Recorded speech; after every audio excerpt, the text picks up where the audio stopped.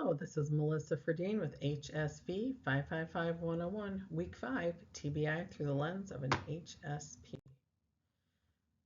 Through the lens of an HSP in your current or desired profession, discuss how TBI may complicate working with an individual. So there's lots of different areas to dig into, and all of these can intertwine and complicate things when working with an individual. Certainly, housing and homelessness can be a big issue. Lifetime prevalence of TBI is high among homeless and marginally housed individuals, and a history of TBI is associated with poor health and general functioning. So TBI impacts your thinking, your learning, your responses, your memory, your frontal lobe, all kinds of different areas.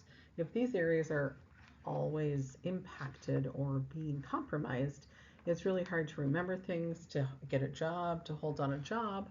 It's very hard to then have money to be able to pay for your house. And so everything kind of goes together. And unfortunately, in the research that I found, it's not uncommon to do that. So you definitely want to have some resources, work with your county or government to see if they have some waivers. You can get into low-income housing or some sort of supports that can help you with the housing. And certainly family and other supports would be good for that too. But it is a significant issue with people with TBIs. I already sort of referenced this too. Certainly, poverty is a definite potential if you have a medical condition, especially a TBI. It impacts every area of your life, and certainly it could be your ability to work, ability to play sports, ability to do different things.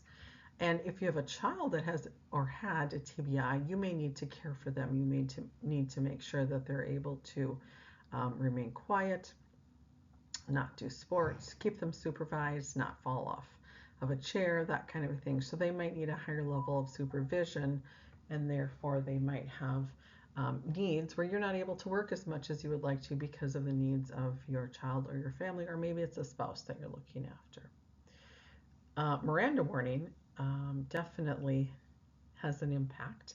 Um, so in this article, it was talking about all different areas of people in the juvenile, or not the juvenile, but in the justice system, and talking about TBIs and the person's life. This could take a form of a suspect making ill-informed decisions by waiving legal rights such as Miranda or the rights to an attorney. So somebody that has a TBI, maybe they're arrested, maybe they're involved in something, and they're read their rights and they just agree to them. But if you were to ask them what they were agreeing to, they would not be able to say back to you what it was, what they agreed to, what happened. They wouldn't have a clear answer or understanding exactly what was going on. At the same thing, they might say, I don't need an attorney, and they might not understand what it is they need to do, or they might not understand they have the right to remain silent. They may be giving misinformation, they may have misunderstood, their memory may be impacted. There may be so many different other factors that come into play with this, that a Miranda warning is definitely important to read and to do, but they may not understand that. So they need an advocate, they need somebody who can help them and to explain to them what the implications of their decisions are. I thought this was really interesting. So looking at working limitations, certainly people have limitations, but I also thought it was really interesting that the CDC actually lists different jobs that have a higher risk for traumatic brain injury. And I thought that was really interesting, just starting up there. So, as you look at it, you've got the contractor, construction workers, professional drivers. That was interesting. Emergency responders. So the people responding to these things have a higher impact of that, or a possibility of a TBI. Professional athletes, law enforcement, public safety officers, warehouse workers, miners, military, people with operating machinery, and loggers. So I thought that was really interesting, just to know that your area that you work in you might be at higher risk. So I think that's really important for people to understand and to know. And then there's all kinds of working limitations. Certainly, if it's a less intrusive TBI or if it's a really significant one, there's going to be different limitations and things you can and can't do on the road to recovery. But this was a nice little summary of, so again, the Center for Disease Control. So this was coming from the viewpoint of a healthcare provider, what they might recommend. There was different recommendations from different areas.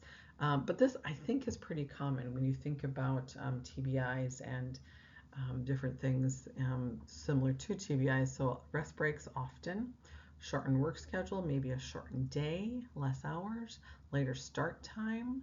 Again, gives you more time to wake up, kind of get your brain awake and get going. Time to take short walks or similar light physical activity. Yeah, temporary transfer to a position with tasks that won't worsen the symptoms. So if you have possibly something from the jobs on the left, can you still work in that field, maybe as a law enforcement officer, but something where you won't worsen the symptoms, and so you're not exposed to the different areas. Wearing sunglasses, earplugs, headphones. Again, light and noise can be a huge issue for people with a TBI. Reduce driving, reduce physical activity, giving them as much time as they need to do something to complete a task. It may have taken them 10 minutes prior, and now it might take them 20 or 30, and allowing them that additional time to do what they need to do. Reducing screen time, computers and tablets, that I know becomes a big issue for kids in school. If they've had a significant concussion, for example, they have to stay off of those devices, and that's really complicating when they're in school and need to use those. Limited or no use of machinery or heavy equipment. That can be an issue depending on your job. Certainly, you could not be a professional driver if you had some of these limitations. Access to assistive technology to help perform tasks like screen reading and magnification software. So maybe instead of reading a book, they can listen to a book online or on tape or something. So I think there's certain areas that things you can do, but there's definitely certain things that they can't do. And so I think those are important to think about as you're going through and getting these diagnoses. It's important to know that you might need to apply for maybe a Social Security or SSDI or some different programs that can help you while you're hopefully getting better. So HIPAA, the Health Insurance Portability and Accountability Act, which is complicated for anybody to understand. So it's explaining how your health information will be protected. It's likely that someone who has a TBI may not fully understand all of this and what it entails. It's very important that it is held and done with your healthcare providers and your health insurance and all of those things. But it's a very complicated document. The most important thing to remember is that your information cannot be shared with others unless you give exclusive approval for someone to do that, which brings us to the informed consent. Again, probably don't understand. I looked up a couple different things on this, and certainly the severe TBI would not be able to explain what is happening and what's the scenarios and what they're actually consenting to when it comes to medical, when it comes to you know, things in court, when it comes to everything that you're looking for their consent. Hopefully they can fully understand what they're asking for and what they're getting into.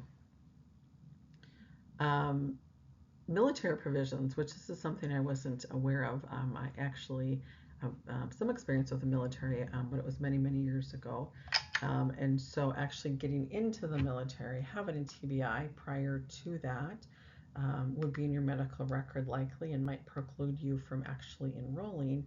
And then being in the military, there's a high possibility that you might come in contact in possible different areas in the military receiving a TBI, unfortunately, because of the nature of the work and what you're all doing. I found this military.com article from June 2024, and there's some big bills coming in front of the House and the Senate.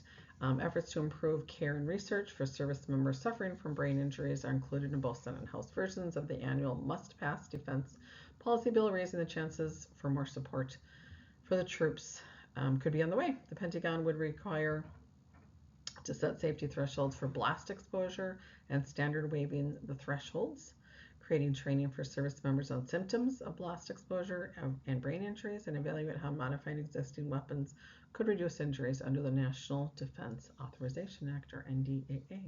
So I thought that was really interesting that there's people on the national level that are understanding exactly what TBIs are and the impacts and trying to prevent them. The military itself also has a mandatory screening tool and protocol that they use, and the VA hospitals and clinics use what's called a polytrauma system that provides specialized rehab for those that have encountered that. But it's a pretty high population if you take military personnel out of the regular population. Certainly, prison populations are very high too, but also military population is high, and that was something interesting I learned. Civil and criminal penalties and legal issues. Really, confabulation is what it was led to here, and Dr. Braun is a lot on that. Confabulation refers to unintentional recollection of false memories, including elaborations or embellishments that can range from subtle to delusional. In nature, confabulations may be verbal, nonverbal. Verbal confabulations occur when an individual articulates a false memory, often experiencing real emotions in response to the false memory, whereas nonverbal confabulation occurs when the individual acts as a false memory. So if you take a person and they have committed a crime, or maybe they've witnessed a crime, and they're taken in for questioning, they're read out their rights, which they may or may not have understood, and then they start answering questions.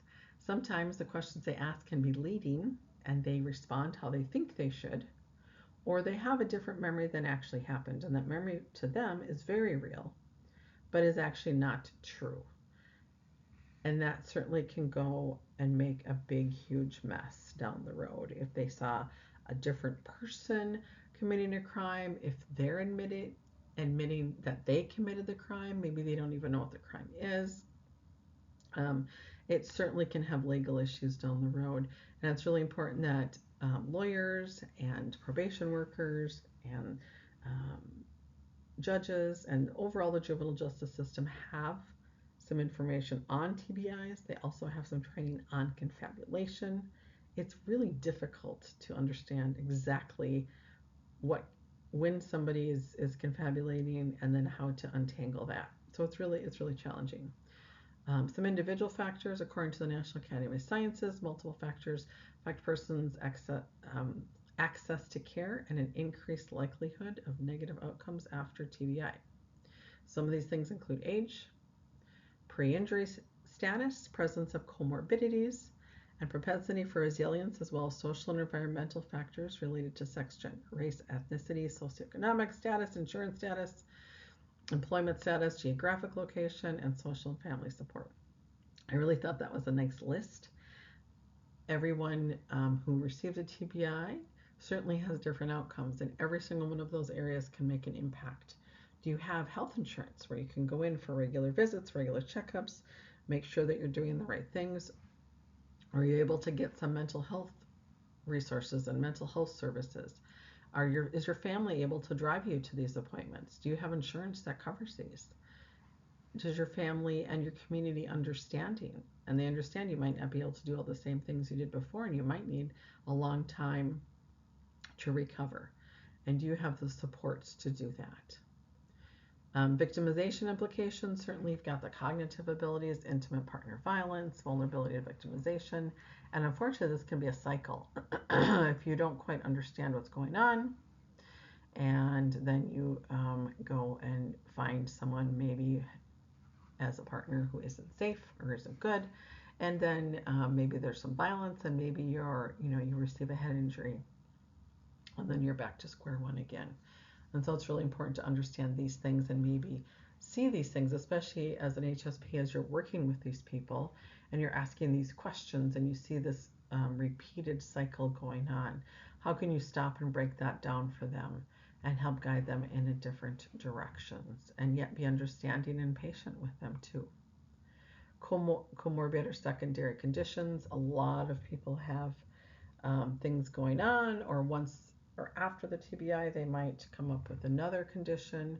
PTSD certainly is a possibility. Certainly, people can get a TBI from, being hit by another person, or a violent act or a gunshot or something like that. Depression, sleep disorders are really, really common. Migraine headaches, which can certainly be debilitating, and hormone deficiencies. And this is just a few. This is not an extensive or exhaustive list. There's many more possibilities there. Societal factors, again, relationships might be confusing for them. Employment can be impacted. Talked about that. Your quality of life. Did you like to go outside and jog? Maybe you can't do that anymore. Maybe you have to do that in a different way. Certain activities and things you like to do, maybe you're not able to do that either. Social life and community participation. All of these areas can be impacted with a TBI, and certainly, hopefully, some of them can be done in a different way, or you can just adjust how you do it. Intimate and friend relationships. Again, a TBI's implications for thinking and processing. So you may be able to keep conversations and go to parties and banter back and forth, and it may not allow you to do that afterwards as far as the processing. In contrast, damage to the orbital frontal regions has been associated with decreased inhibitions and may result in abnormal sexual behaviors such as public masturbation. Now, that was quite a shock factor, I think, on one of them, but I think it's important to understand that the person, unfortunately, that they were before can be significantly changed. It reminds me a little bit, actually, of people who might have some memory issues and be starting down the Alzheimer's route. That they kind of change and are very different. And so I think it's really important that we be patient with people and understand that this was an injury and it can have impact on who they are, their memory, social norms, all of the different areas. Trauma-informed approaches.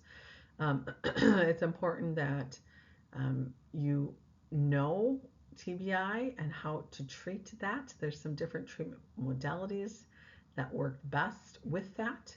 And again, it's important to avoid re-traumatizing survivors by acknowledging the widespread effect of trauma on individuals, recognizing signs and symptoms of trauma, and responding with sensitive services that integrate trauma knowledge into practice. And this certainly includes TBI.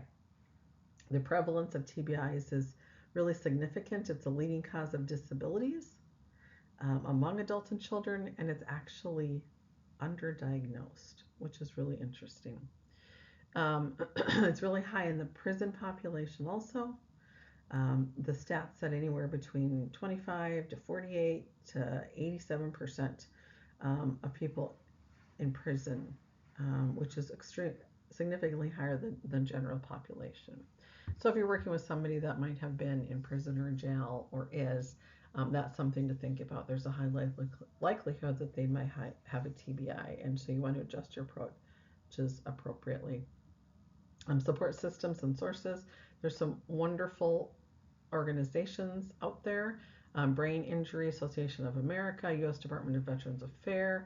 We talked about that polytrauma. There's some specifics on that and how the person can help with that, but also how the family can help with that. Brain Injury Association of America and the CDC has a quite extensive list of areas and places to get help.